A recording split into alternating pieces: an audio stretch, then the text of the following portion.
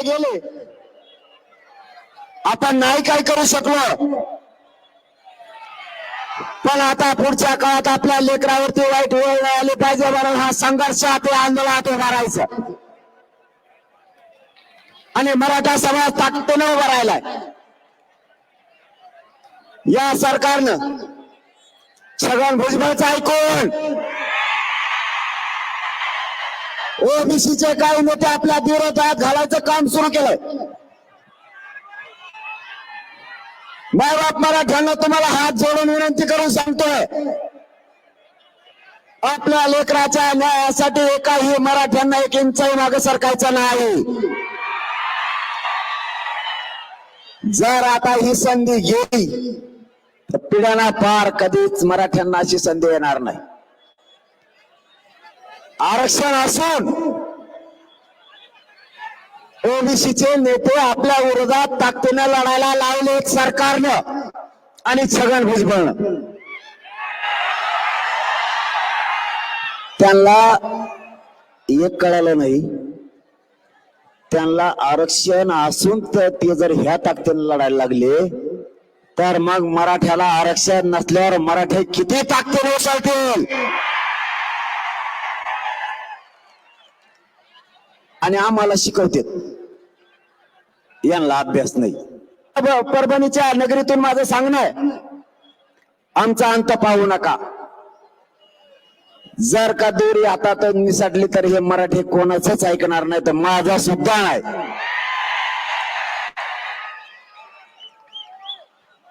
आपली मागणी सगळ्यात अगोदर होती, आजही 83 क्रमांकाला मराठा आहे, कुणबी आहे आणि मराठा आणि कुणबी एकच आहे ही मागणी. सरसकट मराठ्यांना कुणबी प्रमाणपत्र द्या. चंद्रकांत दादा पाटलांना हे माहित नसेल, त्यांनी आमच्या मागल्या बाईट काढून बघाव्यात आणि सगळ्या सोयऱ्यांचा काढलेला अध्यादेश वाचून बघावा, त्यावरती काय. या परभणी नगरीतून महाराष्ट्रातल्या सगळ्या मराठ्यांना आणि सरकारला पुन्हा एकदा सांगतो, ज्या मराठ्यांची नोंद सापडली, ज्या मराठ्यांची नोंद सापडली नाही, तुम्ही आरक्षणाचं ऐकायला आले ना, मग शांत बसा ना. दिसणारच नाही याच्या पलीकडे काय होईल. सगळ्यांची इच्छा कशा छगन भुजबळ पुऱ्या होत्या, त्याच्या पुऱ्या होत्यात बुवा. आडा तेडा कसा नाचतो म्हणून तो भीती दाखवत होता आतापर्यंत ओबीसीच्या मताची. आता मराठ्यांचा मतदानाचा कचका कसा आहे त्यांना कळाल्यामुळे ते आता मराठ्यांच्या नादी नाही लागत.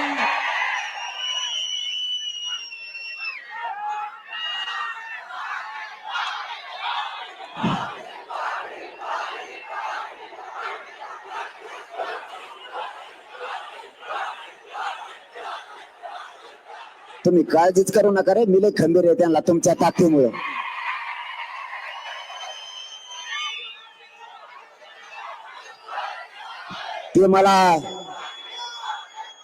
ते मला आडानी समजित येत.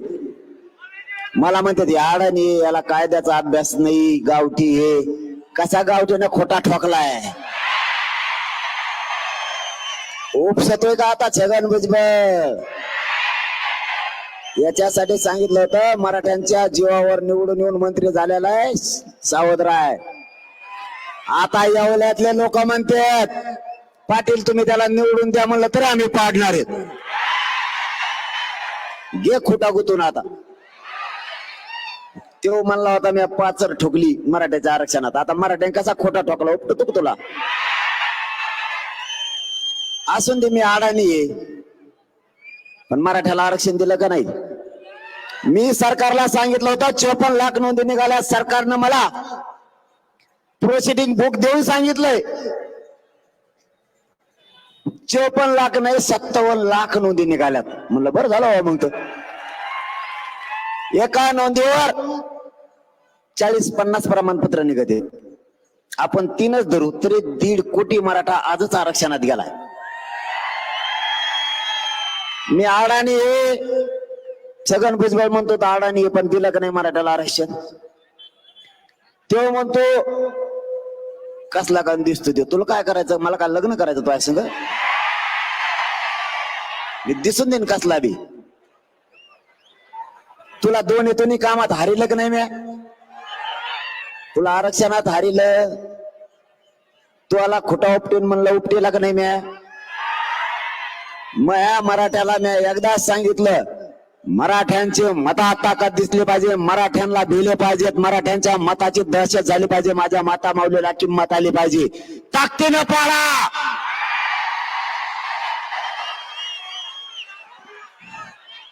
मराठ्यांना रपा रपा सगळंच पडिले. या परभणी जिल्ह्यातल्या मराठा समाजाच्या साक्षीनं मी आज चंद्रकांतदादा पाटलांना सांगतो, सरकारची सुपारी घेऊन बोलू नका. आम्हाला अभ्यास नाही म्हणताय, पण अभ्यास तुम्ही करा. अधिसूचना वाचा काय ती. आमची मागणी आहे, सरसकट मराठ्यांना कुणबी प्रमाणपत्र द्या. दुसरी मागणी अधिसूचनेची अशी आहे, एका मराठ्यांची जर नोंद निघाली, ज्या मराठ्यांची नोंद निघाली नाही, हे मी 10 महिन्यापासून तुमच्या साक्षीने बोलतोय आणि मराठ्यांना सांगतो, लक्षात ठेवत जा. ज्या मराठ्यांची नोंद निघाली आणि ज्या मराठ्यांची नोंद निघाली नाही, ज्या मराठ्यांची नोंद निघाली त्याच नोंदीच्या आधारावर नोंद न निघालेल्या मराठ्यांना सुद्धा कुणबी प्रमाणपत्र द्यायचं, सगळे सोयरे म्हणून. चंद्रकांत दादा पाटील गैरसमज पसरायला लागलेत मराठ्यात. त्यांना वाटतंय मराठ्याला काही कळतच नाही. ते काय म्हणतात माहितीये का? ते म्हणतात 2017 सालीच हा कायदा पारित केलेला आहे, ज्याची नोंद निघाली त्याच्या नातेवाईकाला सोयऱ्याला दिली जाते. म्हणजे नोंद निघाली की त्याच्या नातेवाईकाला सुद्धा दिलं जातं, सोयऱ्याला सुद्धा दिलं जातं. चंद्रकांत दादा, तुम्हाला सोयऱ्यात नातेवाईकाचा फरकच कळाला नाही आणखी. ते सोयरे कोणाला म्हणतात माहितीये का तुम्हाला? ते म्हणते ज्याची नोंद निघाली त्याच्या सोयऱ्याला देतो ना राव आम्ही. म्हणलं कोणत्या सोयऱ्याला देता तुम्ही? त्यांनी सांगितलं, ज्याची नोंद निघाली त्याच्या चुलत्याला, पुतण्याला, आजोबाला, आज्याला. आयला म्हणलं तुमच्यात हे सोयरे केव्हापासून झाले? चुलते पुतणे लग्न केव्हापासून करायला लागले? आमच्यात नाही चुलत्याचं पुतण्याचं लग्न होत, तुमच्यात होतं का? त्याला सगळे सोयरे नाही म्हणत. म्हणलं आपली व्याख्या अशी आहे, ज्या मराठ्यांची नोंद निघाली त्याच्या सोयऱ्यांना सुद्धा द्यायचं, नोंद नसली तरी. व्याख्या अशी आहे, मराठा समाजात पिढ्याना पार परंपरेनुसार राज्यांतर्गत लग्नाच्या सोयरीकी जुळतात, गणगोतात ते सगळे सोयरे.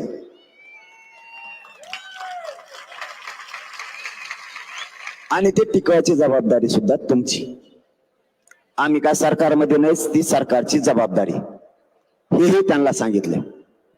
आता हे मुद्दा झाला क्लिअर. आपल्याला पाहिजे 13 तारखेच्या आत सगळ्या सोयऱ्यांची अंमलबजावणी आपल्या व्याख्याप्रमाणे. नोंद न निघालेल्या मराठ्यांना आरक्षण आणि कुणबी प्रमाणपत्र देण्यासाठी सगळ्या सोयऱ्याची अंमलबजावणी आपल्या व्याख्याप्रमाणे झाली 13 तारखेला, तरच आपल्याला ती मान्य, नाही तर मान्य नाही.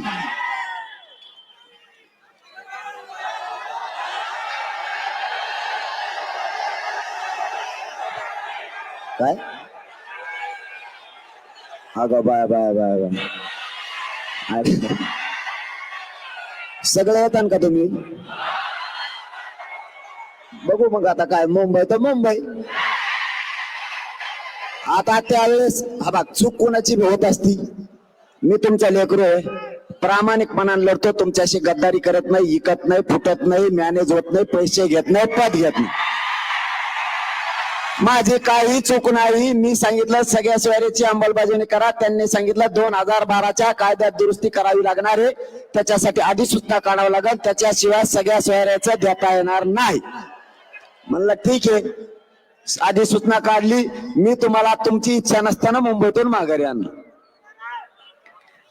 पण जे नियम होते त्या नियमाप्रमाणे वागणं गरजेचं होतं. आधी सूचना काढल्याशिवाय 2012च्या कायद्यात दुरुस्ती होणार नव्हती. त्याच्यात सुधारणा करायची असली तर 2012च्या कायद्यानं 2001च्या कायद्यानुसार आरक्षण दिलेलं आहे. त्यामुळे त्याच्यात बदल केल्याशिवाय पर्याय नव्हता.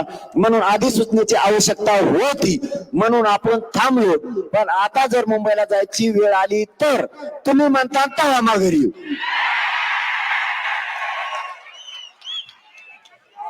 आणि आपल्या हातात 2 काम आहेत, तसं काय नाही, टेन्शन नाही घ्यायचं. 2 काम आहेत, इतकं काय गडबड करायची गरज नाही. मुंबईला जायची बी काय गरज नाही. आपल्याला 2 काम आहेत आपल्या हातात. मराठ्याला आरक्षण नाही दिलं 288 पाडून टाकायचे यांचे पुरेचे पुरे, आणि मग मुंबईला जाऊ.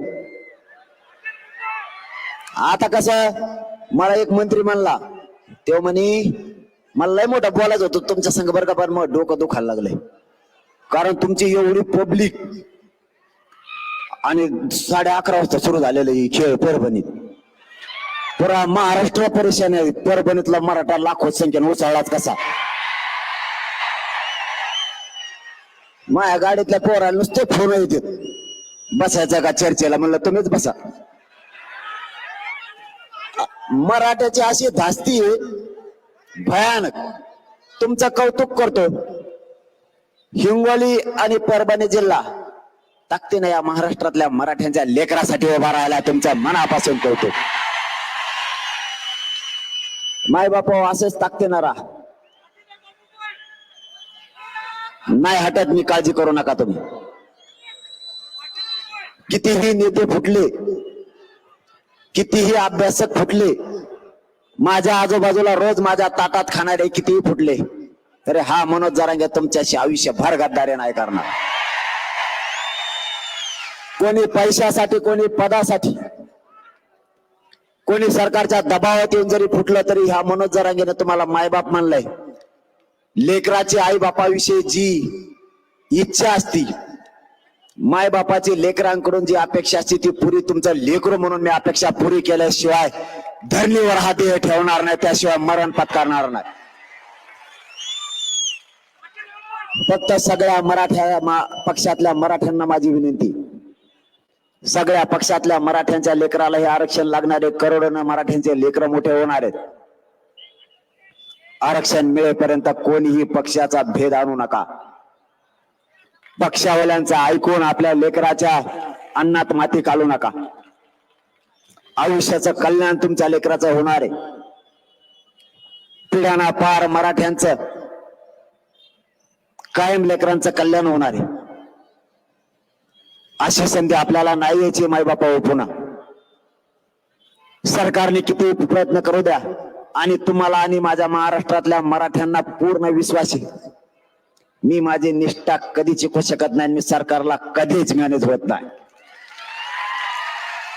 माझ्यावर SIT नेमली तरी मी भेलो नाही, गोळ्या घातल्या तरी भेलो नाहीत.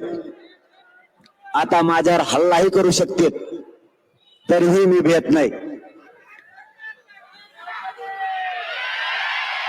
तुम्ही काळजी करू नका, मी हटत नाही. फक्त माझी तुमच्याकडून अपेक्षा तेवढीच आहे की तुमच्या लेकरासाठी, महाराष्ट्रातल्या करोडो मराठ्यांच्या लेकरासाठी एकजूट फुटू देऊ नका. एवढंच मागणं आहे माझं तुमच्याकडे, बाकी काय नाही. यांनी कितीही एकत्र आले, सरकारने यांना एकत्र आणलंय. फक्त तुम्हाला माझी हात जोडून विनंती, गाव खेड्यातल्या ओबीसी बांधवाच्या अंगावर मराठ्यांच्या लोकांनी जायचं नाही, आणि ओबीसीच्या बांधवांनी सुद्धा मराठ्यांच्या अंगावर यायचं नाही. दुसरं काम, जो ओबीसीचा नेता मराठ्यांना त्रास देईन त्याला या निवडणुकीत पाडल्याशिवाय सोडायचं नाही. मराठ्यांच्या पोरांना त्रास देणाऱ्याला सोडायचं नाही. आयला यांना किती बघा ना, यांची किती कला आहे. यांचं एक पडलं त्यांना इतके वेदना झाल्यात. आमचे करोडो लेकर आज वेदना सहन करतात, ते नाही दिसत सरकारला. आमच्या 400-450 आत्महत्या झाल्या तरी आम्हाला आरक्षण द्यायनात. आमच्या आई बहिणीच्या कंपाळाचं कुंकू पुसलं तरीही आरक्षण द्यायनात. मराठ्यांनी एकजुटीनं मतदान केलं तर मराठ्याला जातीवादी म्हणायला लागली. मराठ्यांनी एकजुटीने आरक्षणाची लढाई लढवली तर मराठ्यांना जातीवादी म्हणायला लागले. तुम्ही कित्येक तर वर्षापासून एकजुटीनं मतदान करता, आम्ही कधीच जळालो नाही तुमच्यावर. तुम्ही एकजुटीनं मागण्या केल्या, आम्ही कधीच तुम्हाला जातीवादी म्हणलो नाही. मराठ्यांनी एकदा का एकजुटीनं लढा उभा केला तर तुम्ही त्याला जातीवादी ठरवलं. म्हणून तुम्हाला या परभणी नगरीत मी सांगण्यासाठी आलोय, ते जर जातीसाठी कट्टर असतील तर मी सुद्धा जातीसाठी कट्टर आहे.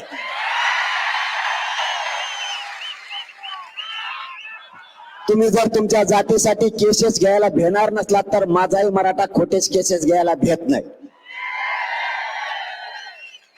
तुम्हाला आरक्षण नसून तुम्ही एवढ्या ताकदीनं लढायला लागले, मग आम्हाला आरक्षण नसल्यावर भाऊ आम्ही किती ताकदीनं लढणार. आज बघितले की नाही महाराष्ट्राने परभणी.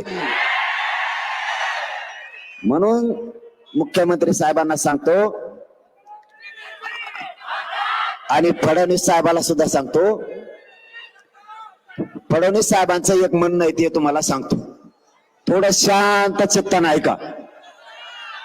फडणवीस साहेबांचं असं म्हणणं आहे, आमच्याबद्दल गैरसमज पसरवण्यात आला. काय गैरसमज पसरला मी तुमच्याबद्दल? पण पसरलेला गैरसमज आणि पसरवलेला तो नेरेटिव्ह मी भरून काढणार असं फडणवीस साहेब म्हणते. काय गैरसमज पसरला, काय चुकीचं सांगितलं? तुम्ही पाठीमागं तुमचं सरकार होतं त्यावेळेस तुम्ही काय म्हणले? पहिल्या कॅबिनेटला धनगर बांधवाला आरक्षण देतो. दिलं का? काय चुकीचं बोललो मी? धनगराला आरक्षण द्या एसटीतून म्हणलो, काय चूक केली? आमच्या आई बहिणीच्या डोक्यात गोळ्या घातल्या, काय चुकीचं समाजाला सांगितलंय? काय गैरसमज पसरला? ही गैरसमज आहे. गोळ्या नाही घातल्या तुमच्या पोलिसानं. आमच्या आई बहिणीचे डोके फुटून रक्ताच्या थारोळ्यात आमचे 5-5 वर्षाचे लेकरं नाही पडले का? आमच्या 70 वर्षाच्या आजीचं कंबर मोडलं तर तिला आत्ताही उठता येत नाही, हे खरं नाही का? मराठ्यांना आरक्षण दिलेलं तुम्हीच घालवलं, हे खरं नाही का? 83 क्रमांकाला ओबीसीच्या यादीत कुणबी म्हणून मराठा जात घातली. मराठा आणि कुणबी एकच आहे. सुशील कुमार शिंदे सरकारनं तोच आधार घेऊन मराठ्यांना कुणबी आणि मराठा म्हणून अध्यादेश काढला. हे खोटं आहे का? मराठा काय चुकीचं बोलतोय? 180 जाती आरक्षणात घातल्या गेल्या. त्याच्यानंतर आता 350 ते 400 जाती ओबीसी आरक्षणात झाल्यात. एक जात अगोदर आरक्षणात घातली, बाकीच्या घातलेल्या जाती ह्या पोट जाती, उपजाती म्हणून घातल्या. एक माळी समाजाची जात घातली, त्याच्यानंतर सगळ्या माळी समाजाची जात त्याच माळी समाजाच्या आधारावर घातली. एक भगवान घातला, त्याच आधारावर बाकीचे घातले. ज्या जाती घातल्या गेल्या अगोदर एक नंतर सगळ्या घातल्या, त्यांचे व्यवसाय सारखे आहेत. म्हणून माळ्यांचा जो व्यवसाय तोच दुसऱ्या माळ्यांचा व्यवसाय म्हणून सगळा माळी समाज आरक्षणात घालण्यात आला. मग कुणबींचा आणि मराठ्यांचा व्यवसाय एकच आहे, शेती. मग मराठ्यांची पोट जात कुणबी होत नाही का? काय चुकीचं बोललो आम्ही? फडणवीस साहेब काय चुकीच्या बातम्या दिल्यात?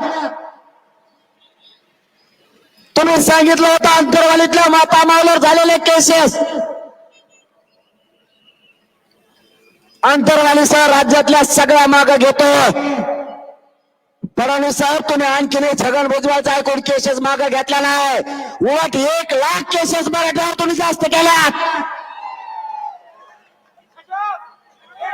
मराठ्यांना हे कळतंय. तुम्ही चाल करायला लागले आणि ओबीसीचे नेते आमच्या अंगावर ते घालायला लागला. भाजप मधल्या सगळ्या मराठ्यांना माझं आव्हान आहे, आम्हाला राजकारण नाही करायचं. तुम्ही सगळेजण मिळून भाजप मधल्या सगळ्या मराठ्यांच्या नेत्यानं, आमदारानं, मंत्र्यानं आणि पदाधिकाऱ्यांनी फडणवीस साहेबांकडे जाऊन बसा. आम्ही तुमच्या फडणवीस साहेबाच्या विरोधात नाही बोलत, कारण ते फडणवीस साहेब तुमचे, तुम्ही जातीला नाही मानत असं म्हणतात लोक. म्हणून मराठ्यांच्या नेत्यांनी भाजप मधल्या त्यांनी तुमच्या फडणवीस साहेबाला सांगाव की फडणवीस साहेब त्यांचं आरक्षण देऊन टाका, ठरलेलं द्या.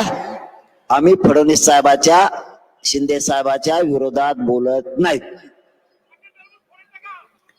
जाहीरपणानं परभणीच्या मराठा बांधवांच्या साक्षीनं सांगतो की भाजप मधल्या मराठ्यांच्या आमदारांना आणि मंत्र्यांना आमच्या ठरलेल्या 9 मागण्या, मराठा आणि कुणबी एकच आहेत, 3ही गॅजेट लागू करा.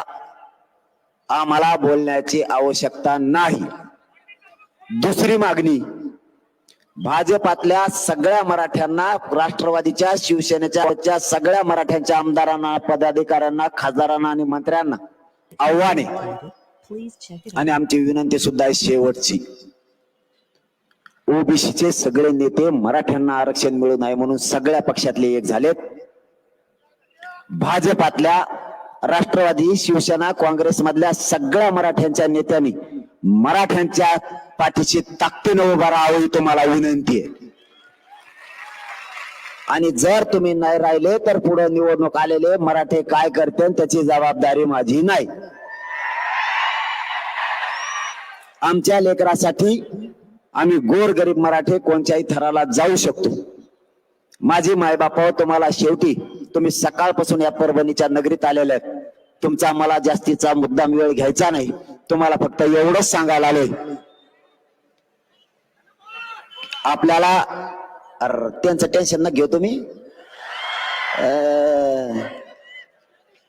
त्यांचं टेन्शनच घेऊ नका तुम्ही.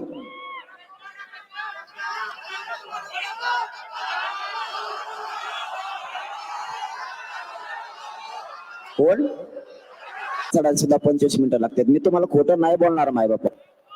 माझ्या शरीराची एवढी चालणी झाली भयानक की माझं शरीर भयानक त्रास देत आहे मला आता. पण मी तुम्हाला आता मायबाप मानलेलं आहे. लेकरो म्हणून माझ्या खांद्यावर तुम्ही जबाबदारी दिलेली, तर तुमच्या लेकराच्या डोक्यावर आरक्षण देऊन गुलाल टाकूस तर मी नाही हटत. या उपोषणामुळे शरीर इतकं भयानक त्रास देत आहे की मला पायऱ्या चढताना उतरताना सुद्धा माणसाचा आधार घ्यायची वेळ आली. आता पहिल्यांदा मला माणसाचा आधार घ्यायची वेळ येत नव्हती, परंतु आता मला चढताना आणि उतरताना माणसाचा आधार घ्यावा लागतो. कारण या शरीरातलं पूर्ण रक्त कमी झाल्यामुळं आणि कधी माझा पाय ताठल किंवा कधी हात ताठल, कधी मुंग्या येतील सांगता येत नाहीये. पण मी तुम्हाला आता शब्द दिलेला आहे की मी माझ्या मराठा समाजाच्या लेकराला मोठं केल्याशिवाय नाही हटणार. माझा जरीला आणि मी ठरवलंय, माय मावल्या हो, मी ठरवताना ठरवलंय की मरणाच्या शेवटच्या घटका सुद्धा मोजायची वेळ आली तरी समाजासाठीच मोजायच्या.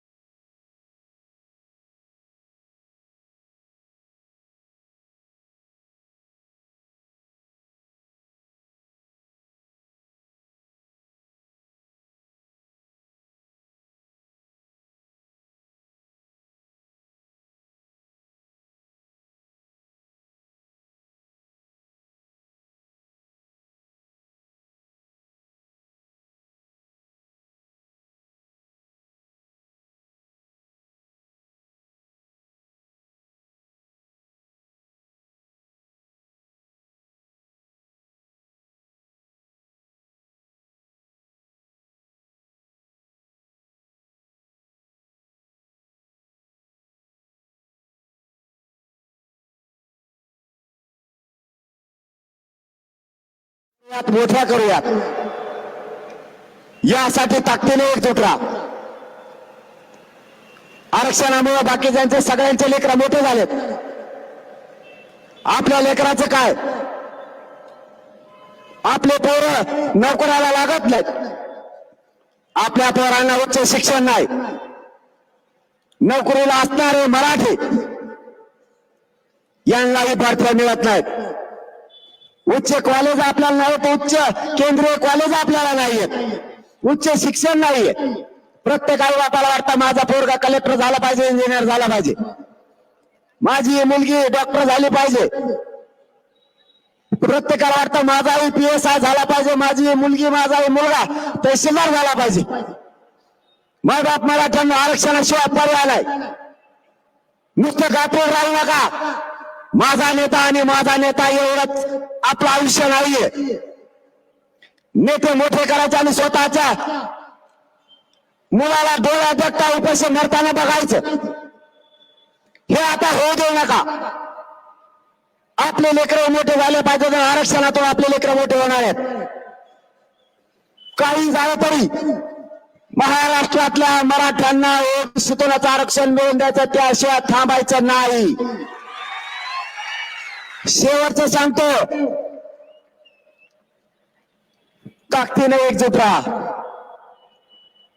ताकद होऊ देऊ नका.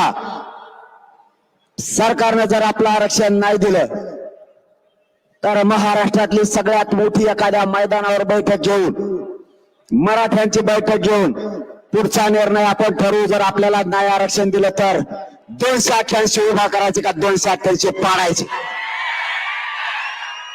100% मतदान करायला मराठ्यांनी सुद्धा शिका. आपली काय एकजुटी आता बऱ्याच जणांनी बघितली, ते याच्यात हुशार झालेत. आणि आजची परभणीची रॅली बघून मला तरी वाटतं सरकार 13 तारखेच्या आत आरक्षण देईल. आणि जर नाही दिली तर परभणी जिल्ह्यात आणि महाराष्ट्रातले 288 गेले म्हणून समजा. कोणत्या नेत्याला भेट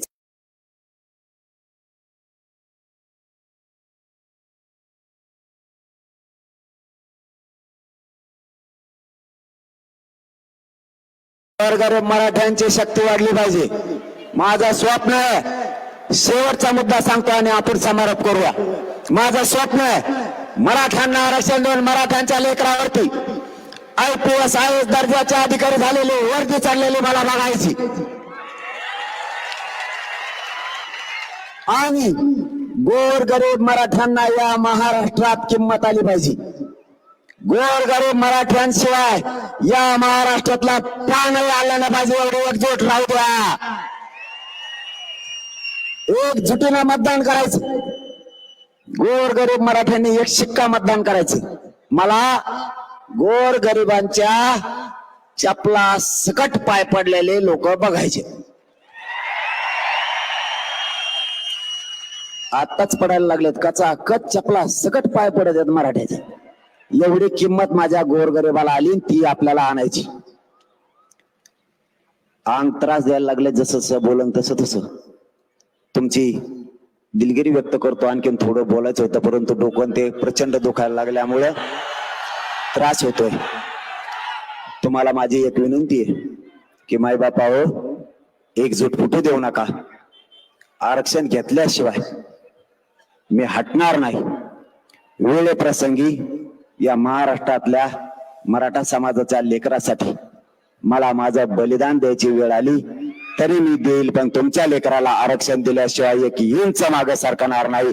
हा शब्द तुम्हाला देतो आणि थांबतो. धन्यवाद. जय शिवराय.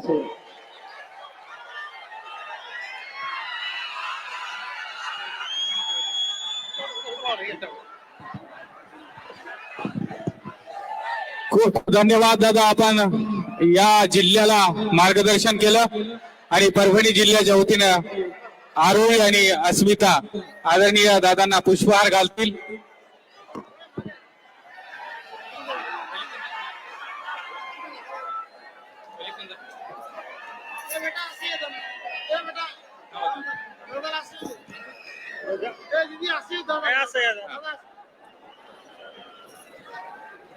जोरदार टाळ्यांचा गजर आपण आदरणीय संघर्ष योद्धा मनोज जरांगे दादांसाठी.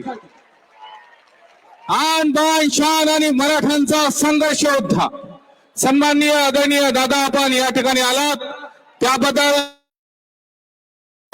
मराठ्यांच्या वतीनं आपलं शब्दशः ऋणी आहोत. सर्वांनी शांततेत जायचं आहे.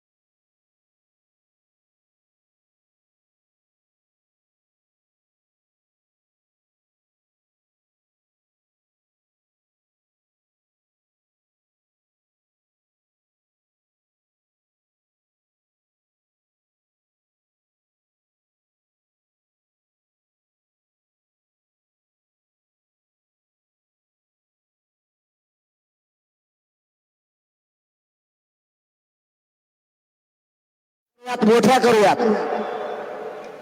यासाठी ताकदीने एकजूट राहा. आरक्षणामुळे बाकीच्यांचे सगळ्यांचे लेकरं मोठे झालेत. आपल्या लेकराचं काय?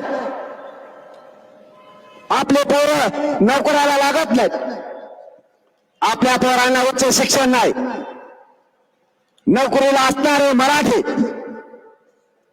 यांनाही भरत्या मिळत नाहीत.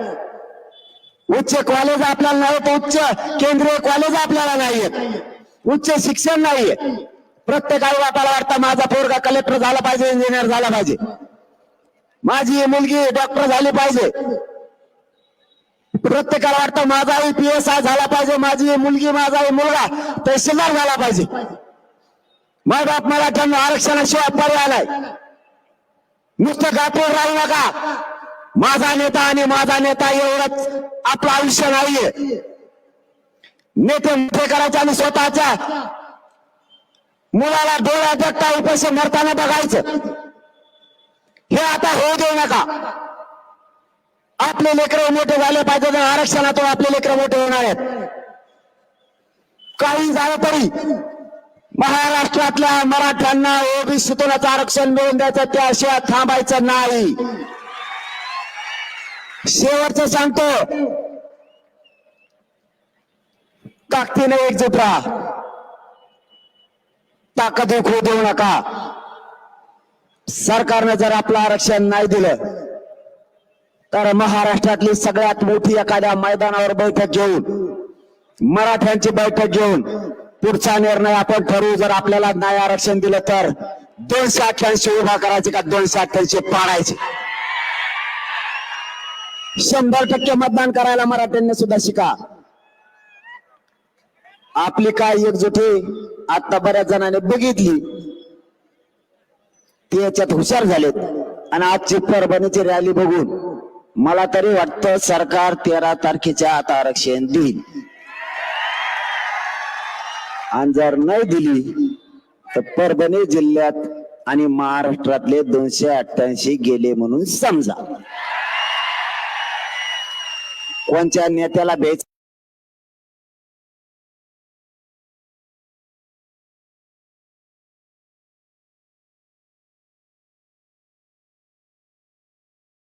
गरीब मराठ्यांची शक्ती वाढली पाहिजे. माझं स्वप्न आहे. शेवटचा मुद्दा सांगतो आणि आपण समारोप करूया. माझं स्वप्न आहे मराठ्यांना आरक्षण देऊन मराठ्यांच्या लेकरावरती IPS IAS दर्जाचे अधिकारी झालेले वर्दी चाललेली मला बघायची. आणि गोरगरीब मराठ्यांना या महाराष्ट्रात किंमत आली पाहिजे. गोरगरीब मराठ्यांशिवाय या महाराष्ट्रातला प्राणही आला नाही पाहिजे. एवढी एकजूट राहू द्या. एकजुटीनं मतदान करायचं. गोरगरीब मराठ्यांनी एक शिक्का मतदान करायचं. मला गोरगरिबांच्या चपला सकट पाय पडलेले लोक बघायचे. आताच पडायला लागलेत कचा कच चपला सकट पाय पडत आहेत मराठ्याचे. एवढी किंमत माझ्या गोरगरिबाला आली, ती आपल्याला आणायची. अंग त्रास द्यायला लागले जसं जसं बोलन तसं तसं. तुमची दिलगिरी व्यक्त करतो. आणखीन थोडं बोलायचं होतं परंतु डोकं ते प्रचंड दुखायला लागल्यामुळे त्रास होतोय. तुम्हाला माझी एक विनंती आहे की माय बापा हो, एकजूट फुटू देऊ नका. आरक्षण घेतल्याशिवाय मी हटणार नाही. वेळे प्रसंगी या महाराष्ट्रातल्या मराठा समाजाच्या लेकरासाठी मला माझं बलिदान द्यायची वेळ आली तरी मी देईल, पण तुमच्या लेकराला आरक्षण दिल्याशिवाय एक इंच मागे सरकणार नाही. हा शब्द तुम्हाला देतो आणि थांबतो. धन्यवाद. जय शिवराय.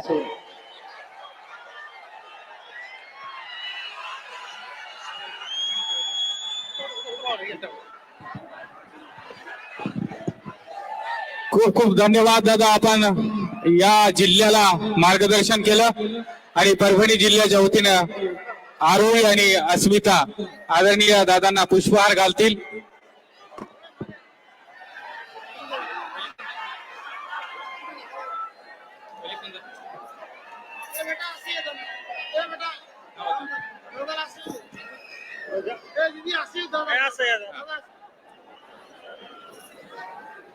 जोरदार टाळ्यांचा गजर आपण आदरणीय संघर्ष योद्धा मनोज जरांगे दादांसाठी.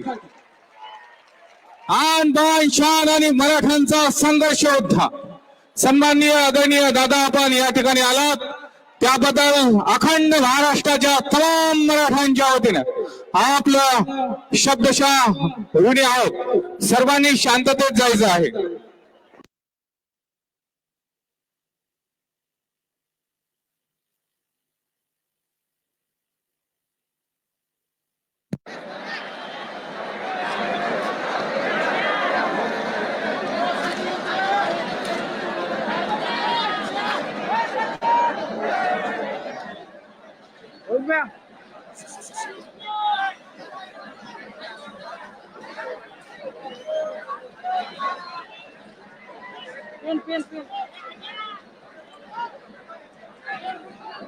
सर्वांना मनापासून खूप खूप धन्यवाद. आपण अतिशय शांततेमध्ये जा. पालखीची कोणत्याही प्रकारची अडचण होणार नाही याची काळजी घ्यायची आहे. आपण सर्वजण अतिशय शांततेमध्ये राहिला त्याबद्दल आपल्या सर्वांचा अखंड महाराष्ट्र आणि सकल मराठा समाजाच्या वतीने ऋण व्यक्त करतो. आपण अतिशय शिस्तीचं आणि शांतीचं दर्शन आपण या महाराष्ट्राला दिलेलं आहे.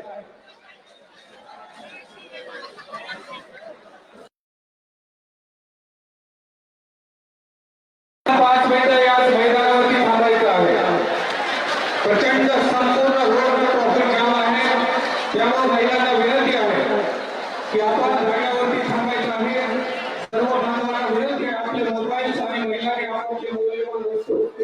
आपण सांभाळायचे आहे.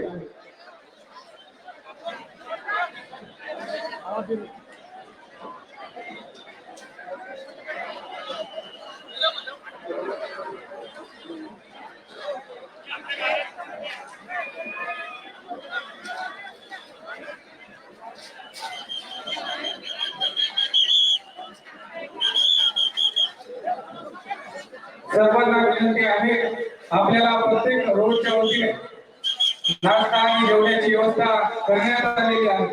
तरी आपण जरी खानापूर जिंतूर या ठिकाणी आपण सर्वांनी भोजन करायचं आहे. सर्वांनी आपापले वाहन सावकाश जाऊ द्या आणि येताना जाताना कोणाला त्रास होणार नाही याची आपण खबरदारी घ्यायची आहे. माता भगिनींना विनंती आहे, आपण 5 मिनिट उपोषण स्थळावरती थांबायचं आहे. प्रचंड मोठा जनसमुदाय प्रत्येक रोडवरती आहे, म्हणून आपण शांततेत या ठिकाणी जायचं आहे. म्हणून दादांच्या सोबत सर्व मीडियाकर्मी आणि सरपंच सर्वांनी पांडुरंगजी तारक, त्याचबरोबर आदरणीय काशीद भाऊ आणि सोशल मीडियाची संपूर्ण टीम या ठिकाणी आलेले आहेत. तमाम परभणीकरांच्या वतीनं सोशल मीडियाच्या टीमचं मनापासून कौतुक आणि अभिनंदन आहे. त्याचबरोबर सर्वांना विनंती आहे की आपण प्रत्येक स्थळावरती जेवण केल्याशिवाय कोणी जाऊन याची विनंती आहे.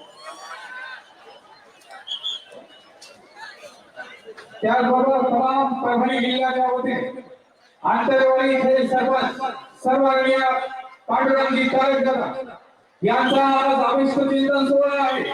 समस्त परभणीकरांच्या वतीने आदरणीय पांडुरंगजी तारक यांना वाढदिवसाच्या लक्ष शुभेच्छा. जोरदार टाळ्या आदरणीय दादांसाठी आपण वाजवायच्या आहे. त्याचबरोबर संपूर्ण टीमला विनंती आहे की आपण या ठिकाणी मोबाईल आणि घुसेटापासून सावधान राहा, शांततेत राहा. आपला प्रोग्राम सुधार हो ही सदिच्छा संपूर्ण परभणीकरांच्या वतीने आपणास देण्यात येत आहे. सर्वांना विनंती आहे, आपण शांततेत जायचं आहे. त्याचबरोबर उपोषणाची महिला आणि त्या महिलांना विनंती आहे, आपण